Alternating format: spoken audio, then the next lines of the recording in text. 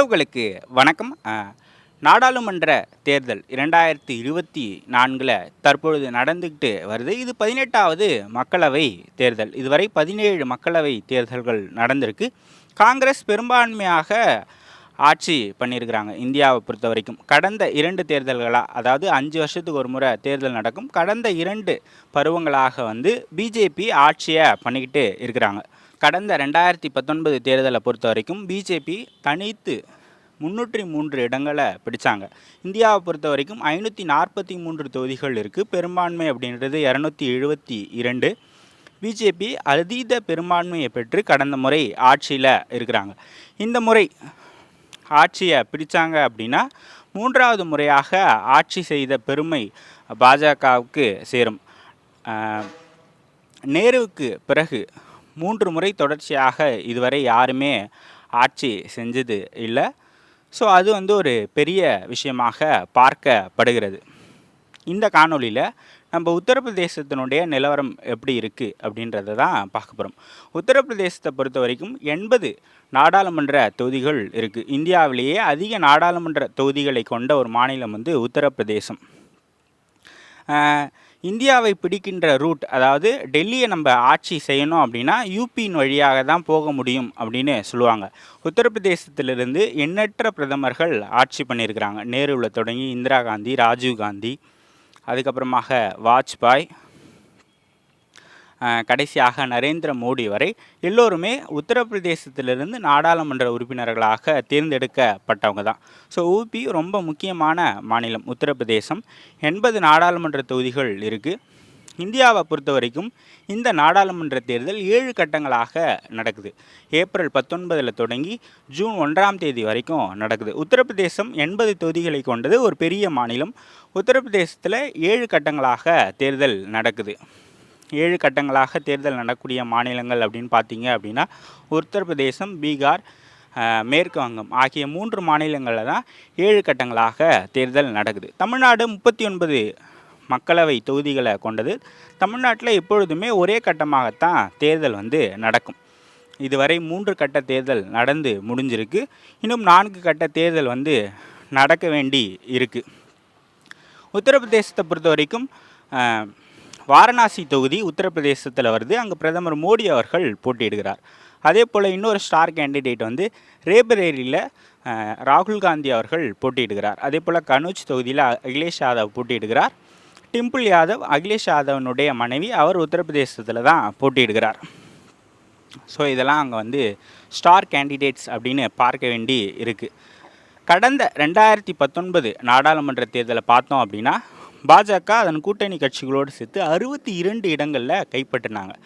கடந்த தேர்தலில் பிஎஸ்பி பகுஜன் சமாஜ் கட்சியும் சமாஜ்வாதி கட்சியும், இங்கே திமுக அதிமுக மாதிரி அவங்க 2 பேரும் ஒரே கூட்டணியில் தேர்தலை சந்தித்தாங்க. பிஎஸ்பி 10 இடங்கள்லையும் எஸ்பி 5 இடங்கள்லையும் வெற்றி பெற்றாங்க. அதே போல் காங்கிரஸ் ஒரே ஒரு இடத்துல வெற்றி பெற்றது. ரேபரேலி சோனியா காந்தி அவர்கள் வெற்றி பெற்றார். ராகுல் காந்தி அமேதி, வயநாடு 2 தொகுதிகளில் போட்டியிட்டார். அமேதியில் அவர் தோல்வியை தழுவினார் ஸ்மிருதி இரானி அவர்களிடம். ஸோ ரேபரேலியில் சோனியா காந்தி அவர்கள் மட்டும் வெற்றி பெற்றார். சோனியா காந்தி அந்த ரேபரேலி தொகுதி அப்படின்றது காங்கிரஸ் கட்சியினுடைய கோட்டை அப்படின்னு சொல்லலாம். தொடர்ச்சியாக காங்கிரஸில் இருக்கக்கூடிய முக்கியமான தலைவர்கள் போட்டியிடக்கூடிய தொகுதி. இந்த வருடம் இந்த தேர்தலில் சோனியா காந்தி அவர்கள் ஆக்டிவ் பாலிடிக்ஸ்லேருந்து மாறி ராஜ்யசபா ரூட் எடுத்து ராஜஸ்தானிலிருந்து தேர்ந்தெடுக்கப்பட்டுட்டாங்க. அவங்களுடைய வயது, அதுக்கப்புறமாக அவங்களுடைய ஹெல்த் இஷ்யூஸால் அவங்க போட்டியிடலை. ஸோ ஒரு காந்தி குடும்பத்திலிருந்து ஒருவராவது போட்டியிடணும் அப்படின்னு பேசப்பட்டு வந்தது. பிரியங்கா காந்தி அவர்கள் ரேபரேலியிலிருந்தும் அமேதியில் ராகுல் காந்தி அவர்களும் போட்டியிடுவாங்க அப்படின்னு பேசப்பட்டு வந்தது. ஆனால் இப்போ மாறி ராகுல் காந்தி ரேபரேலியிலிருந்து போட்டியிட்டார். ஏற்கனவே வயநாடு அவர் போட்டியிட்டார். அங்கே எலெக்ஷன் முடிஞ்சிச்சு. இப்போ ரேபரேலியிலிருந்தும் அவர் போட்டியிடுகிறார். ஸோ இதில் பார்க்க வேண்டிய விஷயமா இருக்குது. பிரியங்கா காந்தி இந்தியா முழுவதும் பிரச்சாரத்தில் ஈடுபட்டுட்டு வராங்க. நான் ஏற்கனவே சொன்ன மாதிரி உத்தரப்பிரதேசம் 80 தொகுதிகளை கொண்டது. அங்கே கூட்டணி நிலவரம் அப்படின்னு பார்த்தோம் அப்படின்னா பாஜக கூட்டணியில் பாஜக 74 இடங்களில் போட்டியிடுறாங்க. அவங்க கூட்டணி கட்சிகளுக்கு 6 தொகுதிகளை ஒதுக்கி இருக்கிறாங்க. அதே போல் இந்தியா அலைன்ஸ் அப்படின்னு பார்த்தோம் அப்படின்னா அகிலேஷ் யாதவனுடைய கட்சி சமாஜ்வாதி கட்சி அவங்க வந்து 63 இடங்களில் போட்டிடுறாங்க, 62 இடங்களில் போட்டிடுறாங்க. காங்கிரஸ் 17 இடங்கள்லையும், திரிணாமுல் காங்கிரஸ் மேற்கு வங்கத்தினுடைய முதலமைச்சர் மம்தா பானர்ஜியினுடைய கட்சி அவங்க ஒரு இடத்துலையும் போட்டிடுறாங்க. பிஎஸ்பி பகுஜன் சமாஜ் கட்சி அவங்க தனித்து போட்டிடுறாங்க, இந்த கூட்டணியில் வரல. அவங்க என்டிஏலையும் இல்லை, இந்தியா பிளாக்லேயும் இல்லை. உத்தரப்பிரதேசத்தினுடைய போட்டி அப்படின்றது இந்தியா பிளாக் வர்சஸ் பிஜேபி அப்படின்னு தான் இருக்குது. கடந்த முறை 56% வாக்குகளை பெற்றிருக்காங்க. யூபியை பொறுத்த வரைக்கும் பாஜகவினுடைய வாக்கு வங்கின்றது 50%க்கும் மேலே இருக்குது. ஒரு வலுவாக இருக்கக்கூடிய ஒரு மாநிலம் பாஜகவை பொறுத்த வரைக்கும்.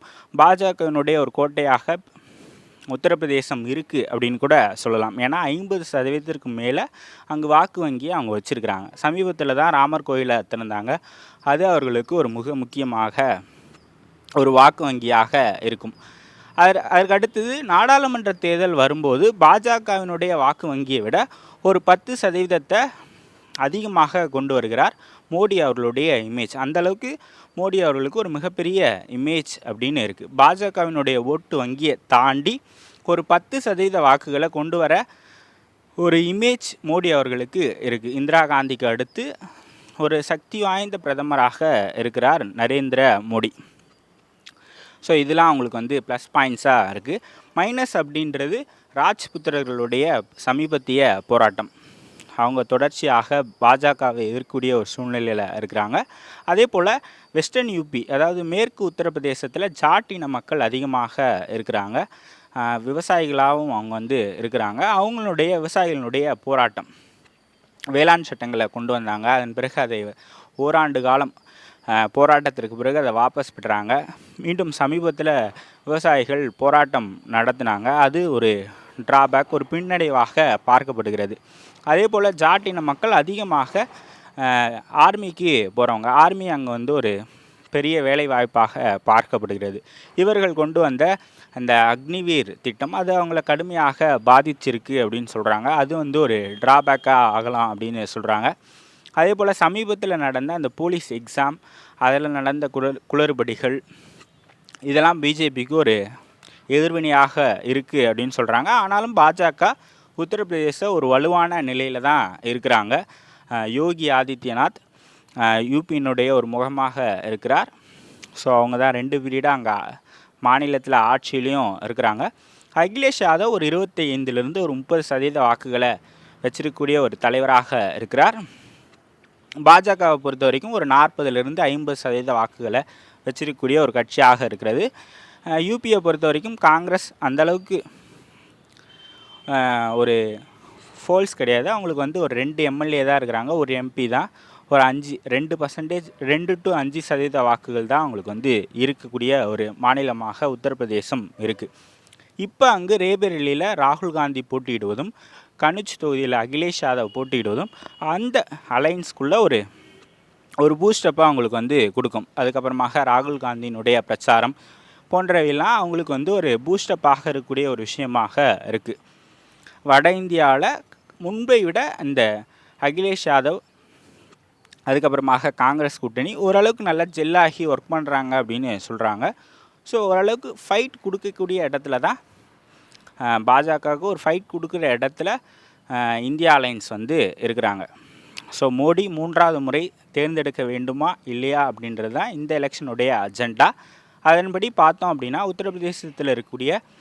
உத்தரப்பிரதேசத்தில் 7 கட்டங்களாக தேர்தல் நடக்குது. அது எல்லா தலைவர்களுக்கும் ஒரு அட்வான்டேஜ். ஒவ்வொரு பேஸ்லேயும் 10லிருந்து 8, 10, 12 அந்த மாதிரி தான் எலெக்ஷன்ஸ் வந்து நடக்குது. ஸோ அதனால் ஒவ்வொரு தொகுதியாக பார்த்துட்டு போகிறதுக்கு மோடி அவர்களுக்கு எந்த அளவுக்கு அட்வான்டேஜோ எதிர்க்கட்சி தலைவர்களுக்கும் அந்தளவுக்கு அட்வான்டேஜ் வந்து இருக்குது. ஸோ அதுவும் இப்போ பார்க்க வேண்டிய ஒரு விஷயமாக இருக்குது. தற்போதைய நிலைமைப்படி இந்தியா அலைன்ஸ் வந்து ஒரு 18 இடங்களில் வெற்றி பெறுவதற்கான சாத்தியக்கூறுகள் இருக்குது அப்படின்னு சொல்கிறாங்க. ராகுல் காந்தி அவர்கள், அகிலேஷ் யாதவ் அவர்கள், அதுக்கப்புறமாக டிம்பிள் யாதவ் அவர்கள் உள்ளிட்ட ஒரு 18 இந்தியா அலைன்ஸ் ஒரு 18 இடங்களில் அங்கே வெற்றி பெறுவதற்கு வாய்ப்பு இருக்குது அப்படின்னு சொல்கிறாங்க. இப்பத்திய கரண்ட் சினாரியோ வச்சு ஒரு 62 இடங்களில் பிஜேபி வெற்றி பெறும் அப்படின்னு சொல்கிறாங்க. நிறைய ஊடகவியலாளர்கள் பாஜகவுக்கு வந்து யூபியில் செல்வாக்கு வந்து குறைஞ்சிக்கிட்டே இருக்குது அப்படின்லாம் சொல்கிறாங்க. ஆனாலும் கூட ஒரு மிகவும் சக்தி வாய்ந்த கட்சியாகத்தான் பாஜக அங்கே வந்து இருக்கிறாங்க. 50% மேலே ஓட்டு வச்சுருக்கிறாங்க. கடந்த முறை 62 இடங்களை அவங்க வந்து கைப்பற்றினாங்க. இந்த முறை அந்த 62க்கு கீழே எந்த அளவுக்கு அவங்கள கம்மி பண்ணுறாங்களோ அந்த அளவுக்கு இது இந்தியா அலையன்ஸ்க்கு ஒரு பூஸ்டப்பாக இருக்கும். தற்போதைய சூழ்நிலையில் ஒரு 18 இடத்துல இந்தியா அலையன்ஸ் வெற்றி பெறுவதற்கான சாத்தியக்கூறுகள் இருக்குது. 62 இடத்துல பிஜேபிக்கான வெற்றி வாய்ப்பு இருக்குது அப்படின்னு சொல்கிறாங்க. ஸோ 3 கட்ட தேர்தல் தான் முடிஞ்சிருக்கு. அடுத்தடுத்த போல்ஸில் அது வந்து எந்த மாதிரி மாறுது அப்படின்றத பார்க்கணும். கடந்த முறை 62 இடத்துல வெற்றி பெற்றாங்க. அதற்கு கீழே எந்த அளவுக்கு பிஜேபியினுடைய வெற்றி வாய்ப்பை குறைக்கிறாங்களோ நேஷ்னல் டேலியில் அந்த அளவுக்கு குறையும். நான் ஏற்கனவே சொன்ன மாதிரி 543 தொகுதிகள் இருக்குது. அதில் பிஜேபி கடந்த முறை யூபியில் 62 இடத்துல வின் பண்ணாங்க. அந்த 62 இந்த வாட்டி 52 ஆக்குனா கூட அது இந்தியா அலையன்ஸ்க்கு ஒரு வெற்றி அப்படின்னு தான் நம்ம வந்து சொல்லலாம். ஸோ இந்த மாதிரியான ஸ்டாண்ட்ஸ் தான் இப்போ வந்து போயிட்டுருக்கு. யூபியை பொறுத்த வரைக்கும் இந்தியா பிளாக் நல்லா ஜெல்லாகி ஒர்க் பண்ணிக்கிட்டு இருக்கிறாங்க. அது எந்தளவுக்கு களத்தில் எதிரொலிக்குது, வாக்காளர்கள்கிட்ட போய் சேருது. ராகுல் காந்தியினுடைய பிரச்சாரம், பிரியங்கா காந்தியின் பிரச்சாரம், அகிலேஷ் யாதவனுடைய பிரச்சாரம் அது எந்தளவுக்கு எடுபடுது அப்படின்றத பொறுத்திருந்து தான் நம்ம வந்து பார்க்கணும். தற்போதைய சூழ்நிலையில் பாஜக 62 இடங்கள் வரை வெற்றி பெறலாம். இந்தியா பிளாக் ஒரு 18 இடம் வரை வெற்றி பெறலாம். இந்த சூழ்நிலைக்கு ஒரு ஒரு ஒரு எலெக்ஷனுடைய ஒரு தேர்தலினுடைய எக்ஸாக்ட் மக்களினுடைய மனநிலை அந்த தேர்தல் அங்கே வாக்குப்பதிவு நடக்கிறதுக்கு ஒரு வாரத்துக்கு முன்னாடி தான் கணிக்க முடியும் அப்படின்னு சொல்லுவாங்க. இப்போத்திய சூழ்நிலைப்படி பார்த்தா இந்தியா பிளாக் ஒரு 18 இடங்கள்லையும் என்டிஏ வந்து ஒரு 62 இடங்கள்லையும் வெற்றி பெறலாம் அப்படின்னு சொல்கிறாங்க. ஸோ இது எப்படி பொறுத்திருந்து மாறுது அப்படின்னு பார்க்கலாம். இந்தியாவை யார் கைப்பற்றுவார்கள் அப்படின்றது யூபியை வச்சு தான் முடிவு செய்யப்படுது. ஸோ யூபியில் எந்தளவுக்கு இந்தியா பிளாக் வந்து நல்லா பண்ணுறாங்களோ அந்தளவுக்கு பிஜேபியினுடைய டேலியை வந்து குறைக்க முடியும். ஸோ இன்னொரு மாநிலம் அங்கே யாருக்கான வெற்றி வாய்ப்பு இருக்குது அப்படின்றத இன்னொரு வீடியோவில் பார்க்கலாம். நன்றி, வணக்கம்.